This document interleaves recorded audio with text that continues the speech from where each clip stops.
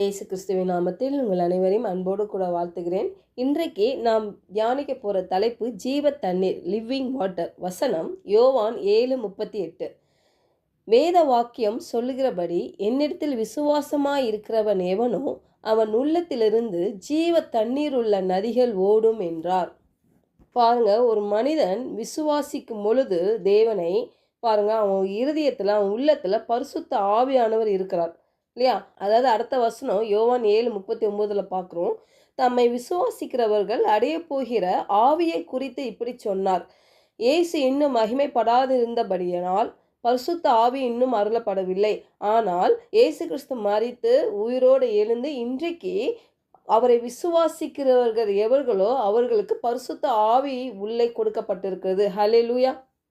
பழைய ஏற்பாட்டில் பார்த்தீங்கன்னா, பழைய உடன்படிக்கையிலலாம் ஜனங்கள் தண்ணீர் பாருங்க வெளியிலேருந்து வந்தது, பாறையிலேருந்து வந்தது. ஆனால் இன்றைக்கு புதிய உடன்படிக்கையில் தண்ணீர் நமக்குள் இருந்து பாயும் என்று சொல்லுகிறார். ஏன்னா இயேசு கிறிஸ்து சிலுவையில் அறையப்படவில்லை, அந்த டைமில் உயிர்த்தெழுதல் நடக்கவில்லை. அதனால் பரிசுத்த ஆவி முழுமையாக மனிதர்களுக்கு இருக்கவில்லை. பாருங்க, அப்பப்போ பரிசுத்த ஆவியானவர் வருவார், பெரிய அசாத்திரமான காரியங்கள் செய்வாங்க, அப்புறம் அவர் போயிடுவார். ஆனால் இன்றைக்கு உங்களுக்கு எனக்கும் பரிசுத்த ஆவியான நமக்குள்ள இருந்து பாருங்க, நாம் அவருடைய ஆலயமாய் இருக்கிறோம் என்று பார்க்கிறோம். ஹல்லேலூயா.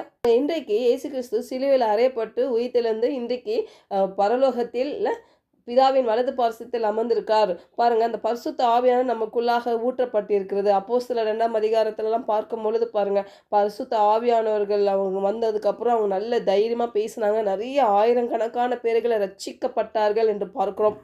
பாருங்க, ஒரு மனிதனுக்குள்ளாக பரிசுத்த ஆவியானவர் வாசம் செய்கிறார் என்றால் அந்த மனிதன் புது சிருஷ்டியா இருப்பான். பாருங்க, அவனுடைய பழைய மனிதன் சிலுவையில் அறையப்பட்டு கிறிஸ்துவோடு உயிர்த்தெழுந்து இன்றைக்கு கிறிஸ்து அவனுக்குள்ளாக வாசம் செய்து அவன் வாழ்க்கை கனியுள்ள வாழ்க்கையாய் மாற்றுகிறார். பாருங்க, நம்ம வேதத்தில் பார்க்க முடியும் இல்லை? சமாரியா பெண்ணிடம் இயேசு கிறிஸ்து சொல்கிறார், யோவான் 4:14, நான் கொடுக்கும் தண்ணீரை குடிக்கிறவனுக்கோ ஒரு காலும் தாகம் உண்டாகாது. நான் அவனுக்கு கொடுக்கும் தண்ணீர் அவனுக்குள்ளே நித்திய ஜீவ காலமாய் ஊறுகிற நீருற்றாய் இருக்கும் என்றார். அப்போ நம்ம தேவன் கொடுக்கிற அந்த தண்ணி, அந்த பரிசுத்த ஆவியானோ நமக்குள்ளாக இருந்து பாருங்க, நம்மளுடைய வாழ்க்கையில் ஒவ்வொரு சூழ்நிலையிலையும், ஒவ்வொரு காலகட்டத்திலையும், ஒவ்வொரு நிலையிலும் தேவன் நம்மளை வழி நடத்துகிறவராய் இருக்கிறார். ஏசாயா 58:11 பார்க்குறோம்ல, கர்த்தர் நித்தமும் உன்னை நடத்தி மகா வறட்சியான காலங்களில் உன் ஆத்துமாவை திருப்தியாக்கி உன் எலும்புகளை நீளமுள்ளதாக்குவார். நீ நீர்ப்பாய்ச்சலான தோட்டத்தை போலும் வற்றாத நீரூற்றை போலும் இருப்பாய். எப்படி? அந்த பரிசுத்த ஆவியான உங்களுக்குள்ளாக இருந்து உங்கள் காலங்கள் வறட்சியாக இருந்தாலும் உங்கள் ஆத்துமாவை திருப்தி ஆக்குகிறவர். ஏன்னா உங்களுக்குள்ளே இருக்கிறவர் பாருங்க, வற்றி போகிற தண்ணீர் கிடையாது, அது ஊறுகிற தண்ணி, ஜீவ ஊற்று. ஊற்றுல எப்படி ஊறிக்கிட்டே இருக்கும் தண்ணி, அதை மாதிரி ஊறிக்கிட்டே இருக்கும் உங்கள் ஆத்துமா. அந்த ஆத்துமா வறட்சி ஆகாது. ஏன்னா நீங்கள் அவங்க உள்ளுக்குள்ள இருக்கிற ஆவியானவர் உங்களை பலப்படுத்தி, உங்களை ஸ்திரப்படுத்தி, உங்களை சீர்படுத்தி, உங்களை வழிநடத்துகிறவராக இருக்கிறார். உங்களுடைய வாழ்க்கை நீர்ப்பாய்ச்சலான தோட்டத்தை போல நீங்கள் இருப்பீங்க, வற்றாத நீரூற்றை போல நீங்கள் இருப்பீங்க என்று நாம் பார்க்கிறோம். அந்த பரிசுத்த ஆவியானவர் உங்களுக்குள்ள இருக்கும் பொழுது உங்களால் ஜெபிக்காமல் இருக்க முடியாது, உங்களால் துதிக்காமல் இருக்க முடியாது, உங்களால் அந்நிய பாஷை பேசாமல் இருக்க முடியாது. பாருங்கள், வார்த்தையை கேட்காம இருக்க முடியாது. உங்களுக்குள்ளே இருந்து அது தாகம் எடுக்கிற மாதிரி உங்களுக்கிட்ட அது கேட்டுக்கிட்டே இருக்கும்பாங்க. உங்கள் ஆத்துமா கேட்கணும், அவருடைய பிரசனத்தை அனுபவிக்கணும்னு சொல்லி உங்களை உந்தி தள்ளும். பாருங்கள், ஏசாயா 44:3-4 பார்க்குறோம். தாகம் உள்ளவன் மேல் தண்ணீரையும் வறண்ட நிலத்தின் மேல் ஆறுகளையும் ஊற்றுவேன். உன் சந்ததி மேலே ஆவியையும் உன் சந்தானத்தின் மேலே ஆசீர்வாதத்தையும் ஊற்றுவேன் என்று சொல்லுகிறார். அப்போ தாகம் உள்ளவன் மேல் அந்த ஜீவ தண்ணீரை ஊற்றுகிற தேவன் இல்லை, வறண்ட நிலத்தின் மேல் ஆறுகளை ஊற்றுகிற தேவன். அப்போ உங்கள் வாழ்க்கையில் உங்களோட சூழ்நிலைகள் ரொம்ப வறண்ட ட்ரையாக இருக்குதா? பாருங்க, அந்த ஜீவ தண்ணீரை ஊற்றுகிறவர் உங்களுக்குள்ளாக இருக்கிறார். பாருங்க, அவர் ஊற்றுகிற அந்த ஜீவ தண்ணி நம்ம மேல மட்டும் இல்லை, நம்ம சந்ததியின் மேல கடந்து செல்லுகிறதா இருக்குது. நம் சந்ததியின் மேல் அவருடைய ஆவியும் நம் சந்தானத்தின் மேல் அவர் ஆசீர்வாதத்தையும் ஊற்றுவேன் என்று வாக்குரைக்கிறார். அதனால நம்ம பிள்ளைகள், நம்ம சந்ததிகள் பாருங்க, புல்லின் நடுவே நீர்க்கால்களின் ஓரத்தில் உள்ள அலரி செடியை போல வளர்வார்கள். ஹல்லேலூயா. பாருங்க, இந்த பரிசுத்த ஆவியானவர் உங்களுக்குள்ளாக இருந்து உங்களை வழி நடத்துகிறவராக இருக்கிறார்.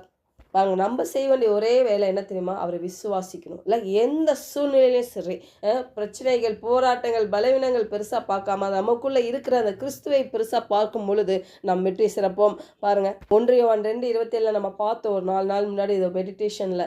நீங்கள் அவராலே பெற்ற அபிஷேகம் உங்களில் நிலைத்திருக்கிறது. அப்போ நம்ம பரிசுத்த ஆவியானவரால் பெற்ற அந்த அபிஷேகம் நமக்குள்ள நிலைத்திருக்குதுன்னா, அது என்ன பண்ணும்னா, நம்மளுக்கு அது சொல்லிக் கொடுக்கும், நம்மளை வழிநடத்தும், நம்மளை பலப்படுத்தும், நம்மளை சீர்படுத்தும், சகலத்தையும் குறித்து நம்மளுக்கு போதிக்கும். ஹல்லேலூயா!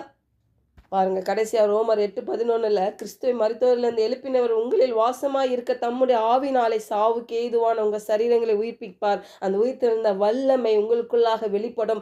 பாருங்க, நான் கிறிஸ்தவன், கர்த்தர் எனக்குள்ளாக இருக்கிறாரு அப்படின்னு நான் இல்லாம, எனக்குள்ள அவர் இருக்கிறாருனால அவருடைய வல்லமை, அந்த உயிர்த்தெழுந்த வல்லமை எனக்குள்ளாக இருந்து அது கிரியை செய்கிறது. எனக்குள்ளாக இருந்து அது ஜீவ ஊற்று போல் அது பாய்கிறது. என்னை சார்ந்தவர்கள், என் குடும்பத்தில் இருக்கிறவர்கள், நான் எங்க போனாலும் அந்த ஜீவ ஊற்று வெளியேறும். அந்த ஜீவ ஊற்று அநேகருக்கு அது சமாதானத்தை கொடுக்கும். அந்த ஜீவ ஊற்று அநேகருக்கு சுகத்தை கொடுக்கும். அந்த ஜீவ ஊற்று அநேகருக்கு ஆறுதல் படுத்தும். பாருங்க, அப்படியாக தேவன் நம்மை வழி நடத்துவார். ஜெபிக்கலாம். பரலோக தகப்பனே, இந்த காலை வேளையில் ஆண்டவரே, நாங்கள் தியானித்தது போல எங்கள் உள்ளத்திலிருந்து அந்த ஜீவ தண்ணீர் உள்ள நதிகள் ஓடும்படியாக அந்த பரிசுத்த ஆவியானவர் எங்களுக்குள்ளாக இருந்து வழிநடத்தும்படியாக நாங்கள் செபிக்கிறோம் கர்த்தாவே. அன்றே எங்களுடைய காலங்கள், நேரங்கள் நாங்கள் வீணாய் செலுத்தாதபடி, வீணாக்காதபடி, ஆண்டவரே, உம்மோடு செலவு பண்ணுகிற ஒவ்வொரு நிமிடமும் வீணாய் போவதில்லை. எங்களுக்குள்ள இருக்கிற அந்த அபிஷேகத்தை ஒவ்வொரு நாளும் நாங்கள் அனல் மூட்டி எழுப்பும்படியாக எங்களை விட்டு கொடுக்கிறோம். பரிசுத்த ஆவியானவர் யார் யாருக்கெல்லாம் இந்த வேலையில் ஆண்டவரை கேட்டுக்கொண்டு இருக்கிறவர்கள் அவங்களுக்கு